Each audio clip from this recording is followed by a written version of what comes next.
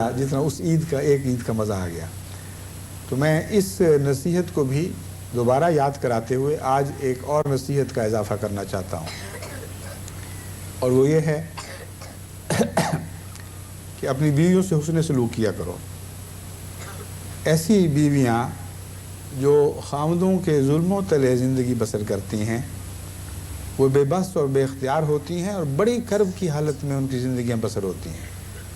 خاوند بدخلق ہو، چھوٹی چھوٹی باتوں کا خیال رکھنا تو درکنار، بد زبانی سے کام لے، تنگیاں دے، تانے دے، اور اس بے غریب کے ماں باپ کو بھی تکلیف دے، آزار دے، پرآزار باتیں کر کے اس کے دل کو چھلنی کر دے، ایسا خاوند اپنی بیوی کے لیے مسلسل عذاب کا موجب بنا رہتا ہے، اور وہ مجبور اور بے اختیار کچھ نہیں کر سکتی.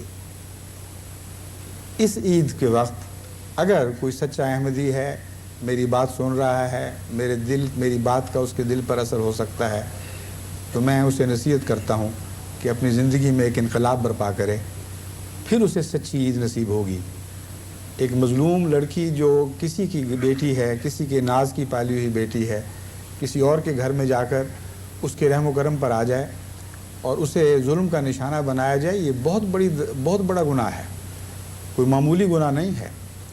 ایسا شخص اگر باز نہیں آئے گا تو اسے عذاب علیم کی خوشخبری دیتا ہوں، اور میں یقین رکھتا ہوں کہ مرنے کے بعد اس کی زندگی دردناک عذاب میں مبتلا ہوگی.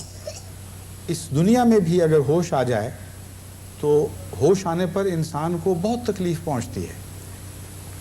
لیکن میں یہ دیکھتا ہوں، اور بہت سے خطوں سے مجھے یہ بات معلوم ہوتی ہے، کہ ایسے ظلموں میں صرف خاوند شریک نہیں ہوا کرتے، بلکہ بہت حد تک ساسوں کا قصور ہوتا ہے.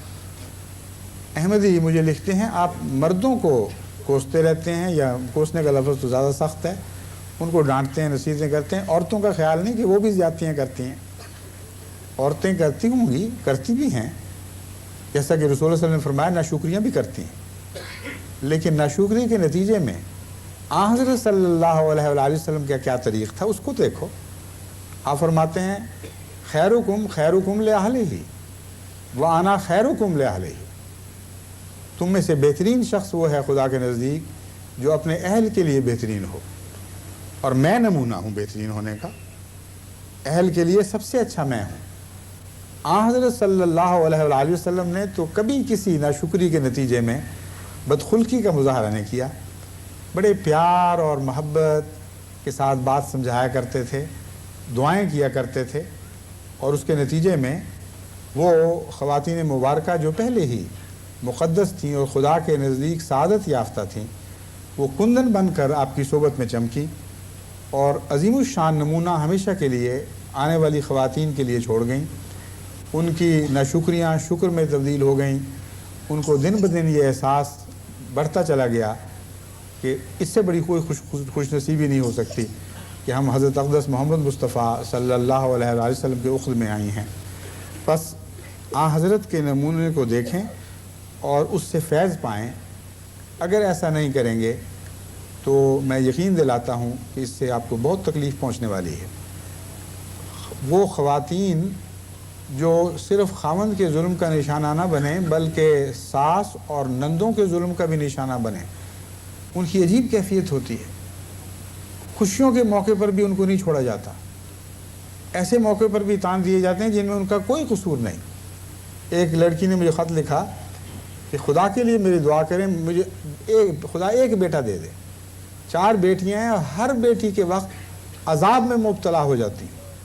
ساس تانے دیتی ہے، نندیں تانے دیتی ہیں، خاوند کہتا ہے کیا جھوٹ جیسی چیز تم ہمارے گھر آ گئی ہو، کیا نحوستیں لے کے آئی ہو، ہماری نسل برباد کر دی، کوئی بیٹا نہیں پیدا ہوا. اور یہ نحوستیں جو ہیں، یہ وہ ساسیں ہیں، ان کو نحوست سمجھتی ہیں اور نحوست کی تعلیم دے رہی ہوتی ہیں اپنے بچوں کو. تو کیا وہ خود عورت نہیں ہے؟ کیا وہ خود نحوست کا نشان نہیں ہے؟ ایسی ذلیل اور کمینی حرکتیں اگر احمدی معاشرے میں پائی جائیں تو ہم دنیا کو تعلیم دینے کے اہل نہیں ہیں. آج مغرب کا معاشرہ عورت کی عزت اور وقار کی بلندی کی باتیں کر رہا ہے، اور اسلام کو اس بات میں تانا دے رہا ہے کہ اسلام میں عورت کا مقام نہیں. آپ لاکھ تعلیم دیں، اگر معاشرے میں واقعتاً عورت کے لیے عزت اور احترام کا مقام پیدا نہیں کریں گے تو آپ اس لائق نہیں ٹھہریں گے کہ اسلام کا پیغام کامیابی کے ساتھ غیر قوموں کو دے سکے. اور عورت کے ساتھ آپ کا حسن سلوک وہ بہترین معاشرہ پیدا کرے گا جو یہاں موجود نہیں ہے. مغربی قوموں میں عورت کی آزادی کی باتیں ہیں، عورت کی عزت کی باتیں ہیں، اس کے حقوق کی باتیں ہیں، لیکن عورت کے ساتھ جس طرح کھیلا جا رہا ہے، جس طرح عورت کو ایک کھلونا بنایا جا رہا ہے، اور جو کھلونا جب بیکار ہوا وہ بیکار ٹوٹی ہوئی چیز کی طرح ایک طرف پھینک دیا جاتا ہے، اس کے نتیجے میں ان کے خاندانوں میں بڑے دکھ ہیں. نام کی باتیں ہیں آزادی کی، لیکن حقیقت میں عورتیں بڑی مصیبتوں میں مبتلا ہیں. شراب کے نتیجے میں ہی عورتوں پہ جو ظلم ہوتے ہیں وہ ان کی کہانیاں انگنت ہیں اور بہت ہی بڑے دردناک واقعات اس سے رونما ہوتے ہیں. اس لیے میں یہ نہیں کہتا کہ یہ معاشرہ بہت اچھا ہے، مگر جو اچھی باتیں ان میں ہیں وہ لازماً اچھی ہیں. عورت کے وقار کی باتیں کرتے ہیں تو باتیں بہرحال اچھی ہیں، خواہ عمل ویسا ہو یا نہ ہو. جب عورت کو عزت دینے اور احترام کی باتیں کرتے ہیں تو یہ باتیں درست ہیں، مگر اس سے بہت زیادہ یہ باتیں اسلام میں پائی جاتی ہیں. جیسا سلوک عورت سے حضرت محمد مصطفیٰ صلی اللہ علیہ وآلہ وسلم نے فرمایا، ساری کائنات میں سارے انبیاء کی تاریخ جو ہم تک پہنچی ان کو پیش نظر رکھ کر میں کہتا ہوں ایسا سلوک کبھی دنیا میں کسی مرد نے کسی عورت سے نہیں کیا. یہ ہمارے لیے نمونہ ہے. اس سلوک کو اپنے گھروں میں جاری کریں تو پھر آپ کو حقیقی عید نصیب ہوگی، ورنہ بڑے درد میں مبتلا ہوں گے. میں نے عمر بھر یہی کوشش کی کہ مجھ سے کوئی ظلم سرزد نہ ہو، کوئی ناجائز تکلیف نہ پہنچی ہو، لیکن اپنی بیوی کی بیماری میں فلم کی طرح ساری زندگی کے ایسے واقعات میری آنکھوں کے سامنے آتے رہے جنہیں میں سمجھتا ہوں کہ دانستہ یا نادانستہ، جائز یا ناجائز طور پر میں ان کے لیے دکھ کا موجب بنا.